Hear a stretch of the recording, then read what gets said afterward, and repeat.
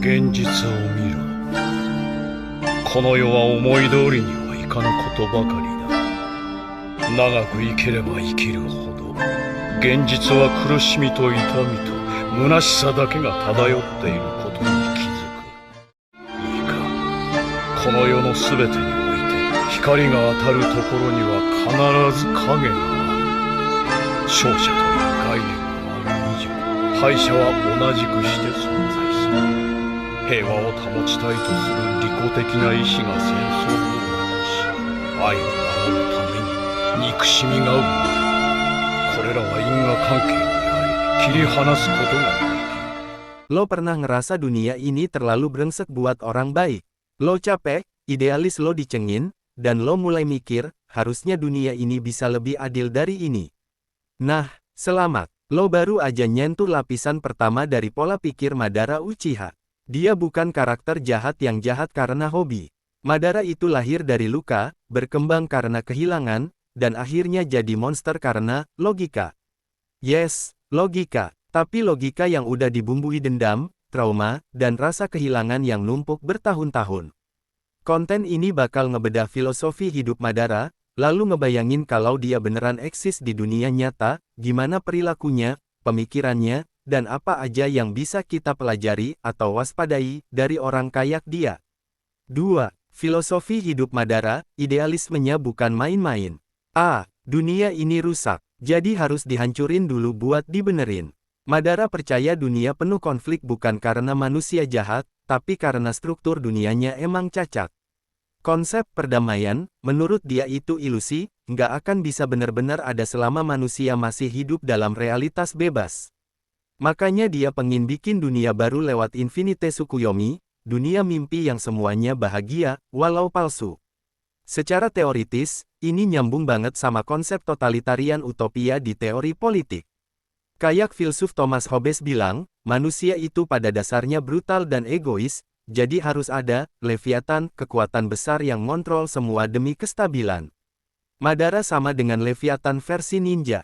B. Kekuatan itu segalanya. Tapi kekuasaan itu tujuan. Dia bukan tipe ninja yang puas jadi kuat doang.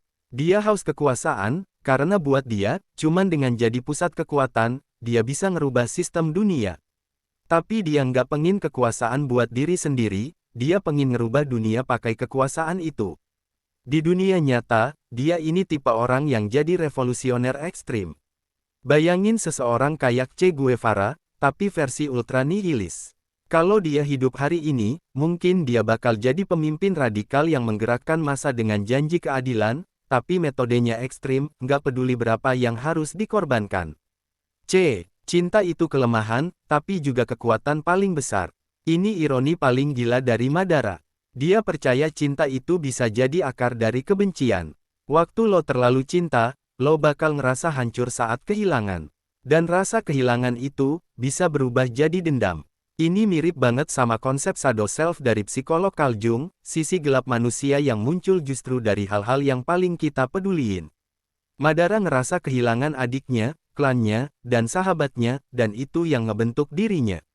Kalau lo mikir, kenapa orang baik bisa jadi jahat? Jawabannya ada di Madara. 3. Kalau Madara hidup di dunia nyata, bentuk karakter dan dampaknya.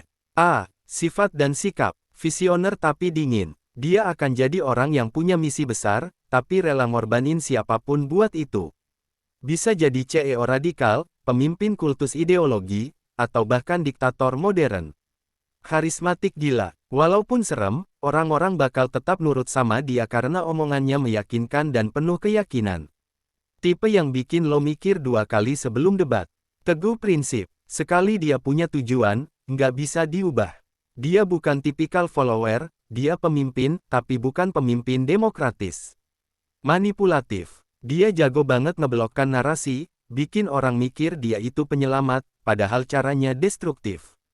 B. Dampak sosial di dunia nyata. Kalau Madara beneran eksis di bumi, dia bisa jadi ikon perlawanan, tapi dengan cara yang mengerikan. Revolusi yang dia bangun nggak akan damai, tapi berdarah-darah. Dia akan dilabeli teroris sama negara, tapi pahlawan sama kaum tertindas. Ideologinya bakal jadi gerakan bawah tanah yang nyebar diam-diam, kayak semacam Madaraisme, dunia mimpi adalah solusi terakhir. 4. Kesimpulan, gila bukan karena lemah, tapi karena terlalu kuat. Madara itu bukan gila karena dia lemah. Dia gila karena dia terlalu kuat untuk menerima kenyataan bahwa dia nggak bisa nyelamatin dunia kayak yang dia mau. Dia punya filosofi hidup yang ekstrim, kalau realita nggak sesuai keinginan lo, bukan lo yang harus berubah, tapi dunia yang harus dihancurin dan dibentuk ulang. Kita nggak harus setuju sama cara dia, tapi kita bisa belajar. Kadang orang yang paling meyakinkan, paling berkarisma, dan paling niat menyelamatkan dunia, bisa jadi ancaman paling besar kalau kehilangan arah. Kalau lo ngerasa relate, hati-hati. Mungkin lo lagi berdiri di titik awal yang sama kayak dia dulu. Bedanya, lo masih bisa milih jalan yang lebih sehat. Karena dunia ini emang rusak, tapi bukan berarti lo harus ngerusak semuanya juga, kan?